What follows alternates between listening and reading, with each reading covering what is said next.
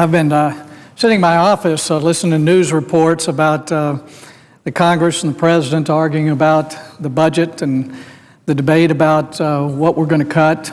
It's interesting to think back over the last couple of years because it's hard to put these things together after 2 years of the largest expansion of government, the biggest increase in debt in our history. Now suddenly we are debating what needs to be cut.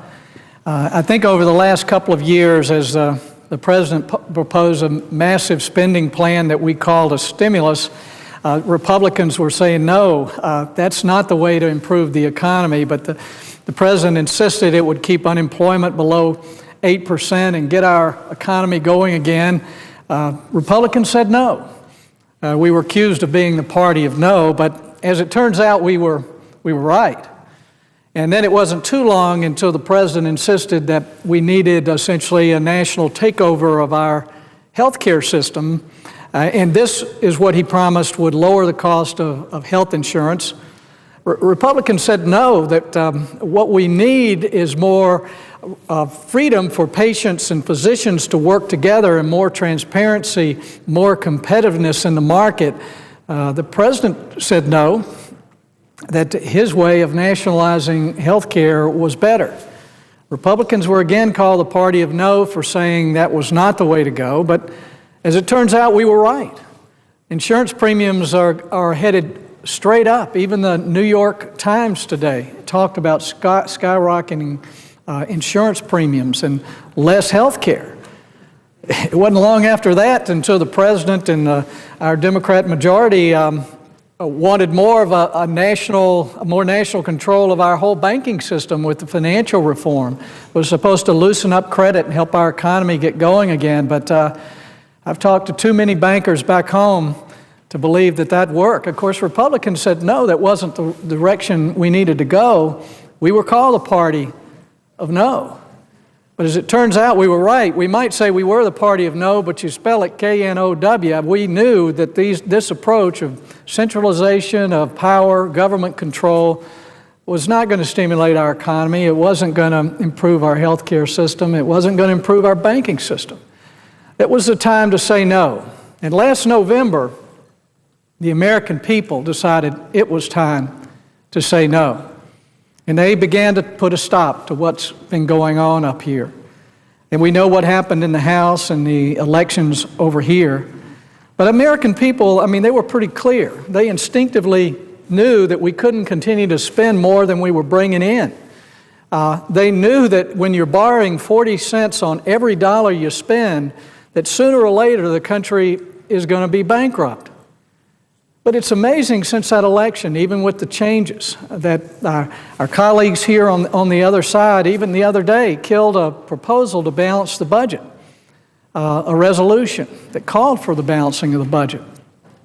And I think most Americans know if you're not willing to balance your checkbook or balance your budget, sooner or later, you're going to be bankrupt. And I think that's what a lot of Americans are afraid of right now. And I think we have a different situation going on with our colleagues on the other side from Wisconsin to here in Washington as we look at the budget problems and the debate on how to cut spending at the federal level. We've got a party of no show. They're not showing up for the debate. In Wisconsin, the Democrats headed across the state line. And in the budget debate, the president, who had pledged to do something about our spending and our deficits and go through the budget line by line, and didn't even produce a budget. And the budget he proposed this year and promised that it would keep us living within our means, I think even the most liberal commentators said, this expands our debt nationally probably more than $10 trillion over the next 10 years. We're over $14 trillion in debt.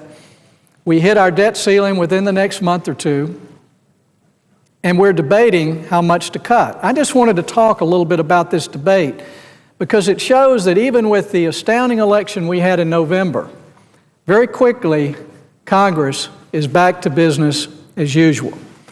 The deficit we're looking at this year in America, and this is just 1 year, is over $1.5 trillion.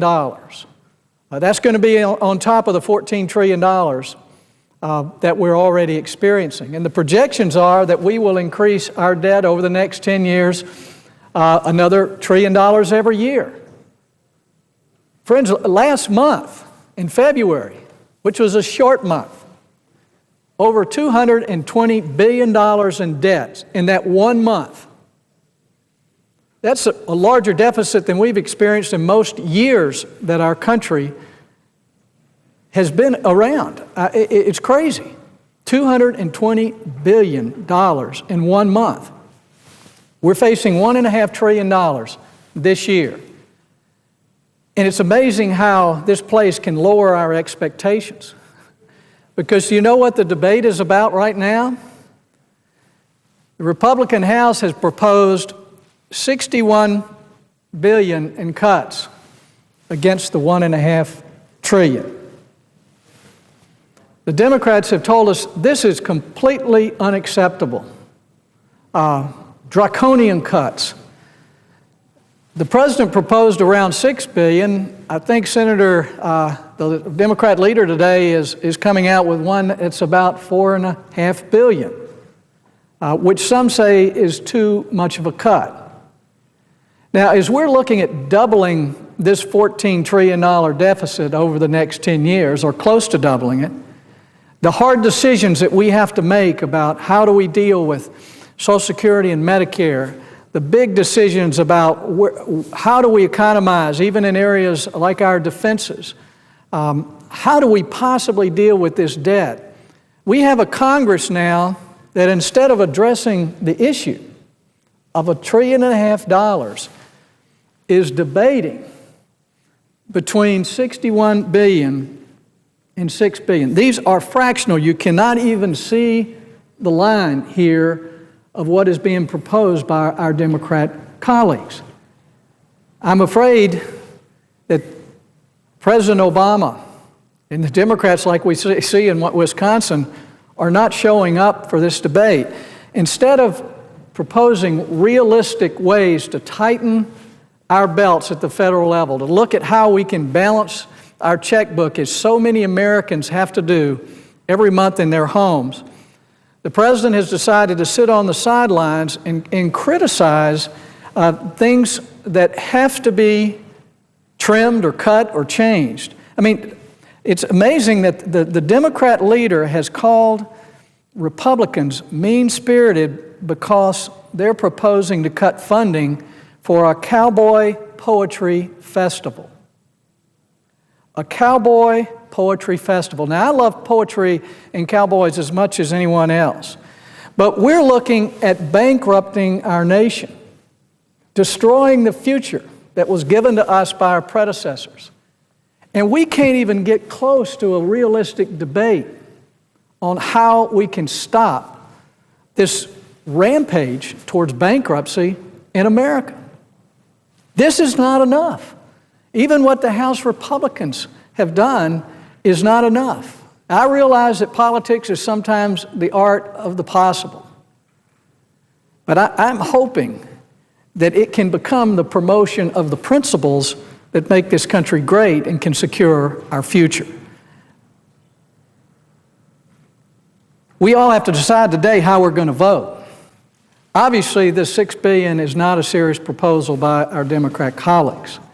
But I think those of us who realize that we're up against a mountain of debt, how do we deal with even the highest proposal now that's coming through Congress? My point is this. There's some hard decisions that have to be made here in Washington. Some very hard decisions. There's a new reality that we have to face as a Congress. We have to tell the truth. Americans just want the truth. They want fact-based budgeting. They want us to do the things that we need to do to save our country. Obviously, no one wants anything that's coming to them to be cut. But I've talked to too many Americans that have said, keep fighting, do what has to be done to leave this country as good as we found it. I think that's a reasonable thing for us to consider here. And what we're doing here is not even within the realm of reality of what has to be done to leave America better than we found it. This is not about partisan politics anymore. This is about the survival of America. This is really about avoiding bankruptcy, not just for our country, but this country has been the bastion of freedom and the model for democracy and freedom for centuries. Like other countries, even today, are looking at us and wanting to be free as violence erupts around the world to try to overthrow authoritarian regimes so people can live in freedom. But at the same time, other countries strive to be like America. America seems to be determined, at least at the political level, to push our way towards a third world country that's so in debt and so dependent that we no longer can determine our own destiny. Because today America is literally on its knees to China and other countries for the credit we need to run our economy. We're also on our knees to the Middle East, which is very unstable right now, for the energy we need to run our country, to even take our food to market, the essentials here at home. But instead of addressing the real issues, knowing that this budget is in front of us over the last couple of weeks, when we knew we just had this 2-week funding bill to get us through, instead of debating what we're really up against, we've been dealing with a patent bill. Now, I think it's a good thing to improve our patent system. But folks, the party that's leading the Senate here has been a no-show on the issue that is really threatening our country. And unless they show up, it is very difficult for Republicans who are not in the White House, they're not controlling the Senate, to actually take the steps that are needed to move our country back in the right direction. So my invitation today is to my Democrat colleagues. Well, after listening to them call us the party of no, I will say that we were right. And I hope is they will listen to what we're saying here and show up for the debate on our budget and what we need to do to change the role of the federal government, to devolve functions back to the states and back to individuals so that this country can continue to survive, thrive, succeed in the future. This is within our grasp, and it is something that we can do. This is not a doomsday scenario, because many of the solutions are not in what the federal government can do, but what the federal government can let go of. Because as we look at the problems we have today, it's not a matter that freedom has failed. The problem is we have failed to let freedom work. We've tried to take control of education, of health care, of transportation, of energy, of retirement programs. And the fact is we haven't done it well, and now we're spending so much that our country is threatened with bankruptcy. They're good solutions if we're willing to look at letting things go. And as we consider this massive debt hill that we have to climb, we need to realize that we can and we must balance a budget. That is probably I would consider the number one goal of the Republicans right now, is to produce a budget that shows within 5 years that we can balance the budget and leave America better off than before we started. And I believe with real freedom solutions that we can do that. But we need to go back to where we started. This political system, this Washington establishment has brought America to the brink of bankruptcy. The debt in 1 year, even 1 month, we're talking about not even addressing for maybe a few days. And we can't even agree on this $61 billion. I hope the American people who were so instrumental in changing things in November will rise up and let Washington know that it's time to get serious about reforming the way we spend money in Washington.